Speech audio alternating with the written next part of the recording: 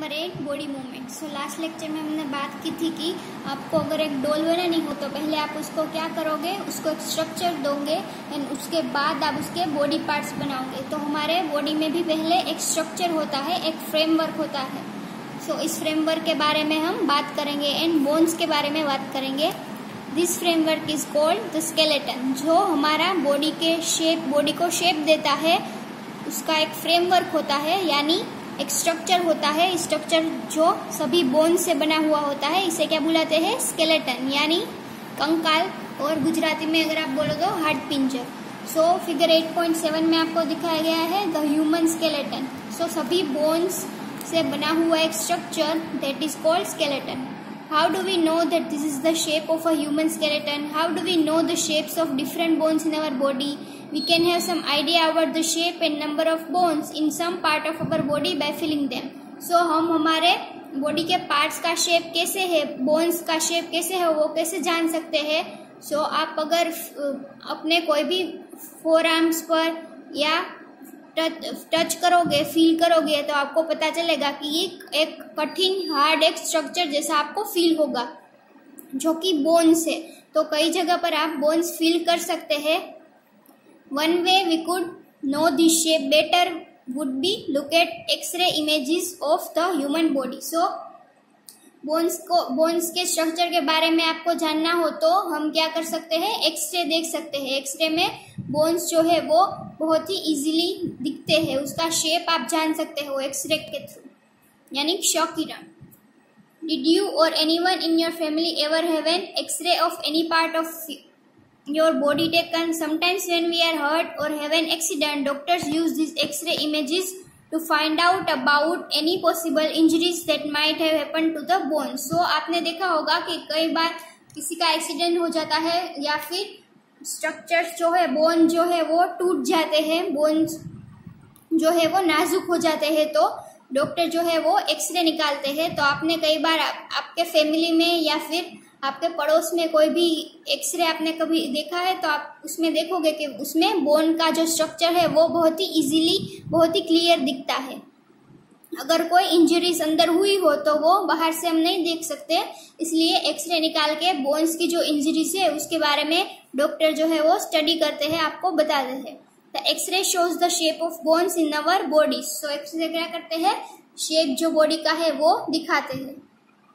Feel the bones in your forearm, upper arm, lower leg and upper leg. So आपको अपने forearm, upper arm, lower leg and upper leg में आपको अपने bones को feel करना है टच करके। Try to find the number of bones in each part and touch करके उसे feel करना है and try करना है कि कितने bones से सभी body के parts में।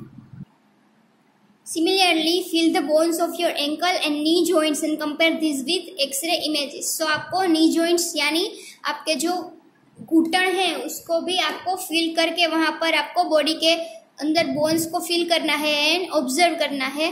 यहाँ पर आपको एक्सरे इमेज दिखाई गई है एंकल एंड नी जॉइंट्स की। Bend your fingers. Are you able to bend them at every joint? How many bones does your middle finger have? Feel the back of your palm. It seems to have many bones, isn't it? Is your wrist flexible? It is made up of several small bones called carpals. What will happen if it has only one bone? So आपको क्या करना है? अपने fingers को bend करने की try करना है। So आप सभी जॉइंट्स को आप बेंड कर सकते हो, इसको आपको ऑब्जर्व करना है। How many bones does your middle finger have? आपको फील करके ऑब्जर्व करना है कि आपके मिडल फिंगर में, सभी फिंगर्स में कितने बोन्स होती है। It seems to have many bones, isn't it? So फिर बैक आपका जो है वो पाम का जो बैक है, यानी पाम यानी हथेली, सो उसका बैक है, उसको भी आपको फील करना है। सो आपको पता चलेगा कि उसमें कई सारे बोन्स होते हैं। यहाँ पर बोन्स ऑफ हैंड बताया गया है, ये हमारी पाम है एंड ये फिंगर्स है। पाम पूरी तरह से नहीं दिख रही but fingers you can see clearly. So इसमें कई तरीके के बोन्स होते हैं, इस बोन्स को कार्पल्स बुलाते हैं। सो हमारी फिंगर्स ऐसे 3 बोन से 3 और 4 बोन से जुड़ी हुई होती है। Activity 4. Take a deep breath and hold it for a little while. Feel your chest bones and the backbone by gently pressing the middle of the chest and back at the same time. सो आपको क्या करना है, deep breath, ऊंडी आपको सांस लेनी है and थोड़ी देर के लिए उसे रोक के रखना है, ताकि आपकी जो फैट्स है वो अंदर चली जाएगी एंड आप चेस्ट के जो बोन्स है उसे फील कर पाओगे। सो आपको अपने हाथ से चेस्ट के जो बोन है उसे फील करना है। एक गहरी सांस लेके count as many ribs as possible. Ribs यानी चेस्ट की जो हड्डियां होती है, यानी उसे हम पसलियां भी बुलाते हैं। सो रिब्स को आपको काउंट करने की ट्राई करनी है।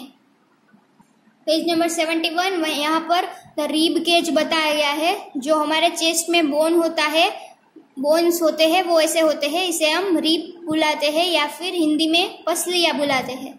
Observe figure 8.10 carefully and compare with what you feel of the chest bone. So आपको एक गहरी सांस लेके जो हमने एक्टिविटी की चेस्ट बोन्स को फील करने की ट्राई करनी है एंड देन इसके साथ कंपेयर करना है जो आपने काउंट की थी वो।